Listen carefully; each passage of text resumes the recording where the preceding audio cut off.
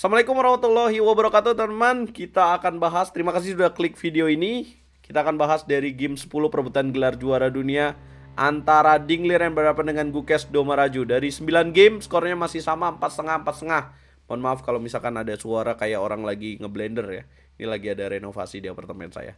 Teman-teman, game 10 Buah putih Ding Liren memulai dengan langkah D4, kemudian kuda F6, putih kuda F3, hitam D5, dan boom, gajah F4. London System kembali dimainkan oleh Ding ya, jadi dua kali London System nih.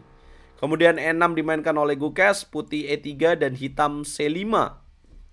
Ya, merespon langkah C5 sebenarnya adalah langkah C3 yang paling favorit, kemudian kuda B ke petak D2 yang kedua, dan kemudian kuda C3. Apa langkah yang dipilih oleh Ding? Dia mainkan langkah gajah E2. Jadi ini bukan pilihan favorit ya. Sebenarnya kalau C3 apa sih yang ditakutin? Biasanya hitam akan kuda C6, putih kuda BD2, hitam gajah D6, putih gajah G3. Ini yang biasanya saya mainkan. Berebut petak E5.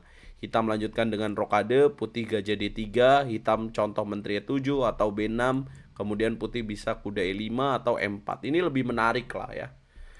Saya real chess yang lebih menarik sih. Nah, tapi apa yang dipilih oleh Ding di sini? Gajah E2. Kemudian gajah D6, kemudian gebuk pion C5 buat apa? Biar tempo ya, gajah C5, kemudian C4. Rokade dimainkan, putih rokade, hitam kuda C6, putih kuda C3 langkah 9. Kemudian gebuk pion C4 biar nggak isolasi pawn ya di sini, biar pionnya nggak gantung. Kemudian gebuk lagi pakai gajah. Dan kemudian kuda H5 langkah ke-10. Ya udah permainan, kemudian gajah G5 mengancam menteri.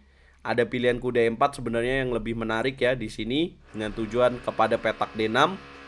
Ya, jadi kalau misalkan di sini gajah E7 nanti bisa ngeplot gajah ke petak D6. Tujuannya apa? Kalau dimakan perwira putih makin banyak di sini di petak hitam.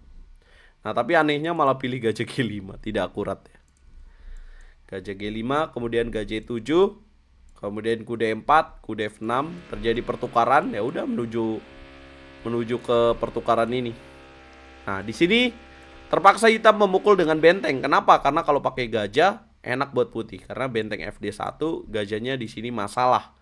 Ya, masalahnya karena keluarnya lambat. Kalau misalkan di sini B6 diancam, kemudian gajah B7 nanti dia bisa masuk benteng D7.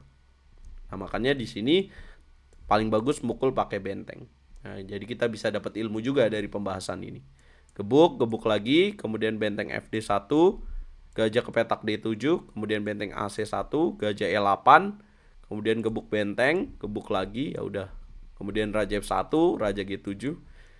Tidak ada peluang yang besar yang bisa dilakukan oleh putih ya, yang bisa dikonversikan untuk menang. A3 F5, raja E1, raja F6, gajah E2, kuda E7. Kemudian G3, benteng C8. Kemudian digebuk, ya udahlah. Ya udah tahu dong, ini nggak ada peluang lagi. Kuda D2, kuda D6, yang kocak malah kuda C4. Ya udah dimakan. Gajah C6, F4, kemudian B6, raja D2, raja E7, raja C3, raja D6, B4 ya. F6, kemudian raja D4, kemudian H6 ya. Nggak mau E5 karena nanti F5-nya lemah. Kemudian gajah B3, gajah B7, gajah C4 bolak-balik begitu. Saya kehabisan kata-kata. Karena harusnya kalau mau lanjut ya C3 aja, C3 kuda BD2 di awal gitu ya. Kalau saya main biasanya C3 lah gitu, tapi ini Ding Liren tentu lebih paham lah. Gajah 2 ya lebih sederhana.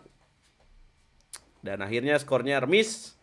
Jadi dari 10 game skornya 5-5, masih ada 4 game lagi untuk menentukan juara dunia. Besok akan dilanjutkan di jam yang sama. Jangan lupa nonton di YouTube Feral Chess, bakal ada hadiah buat teman-teman yang nonton. Ya, selamat buat hari ini yang dapat set catur internasional. Guys, coba komen deh apa komentar kalian deh. Saya kehabisan kata-kata dan ya karena gamenya sederhana nggak perlu sampai 10 menit analisanya ya.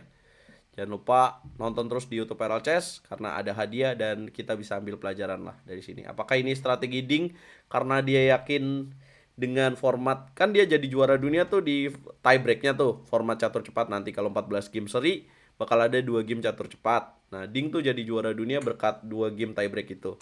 Apakah dia yakin di situ? Atau Gukes juga yakin di situ, nggak tahu juga.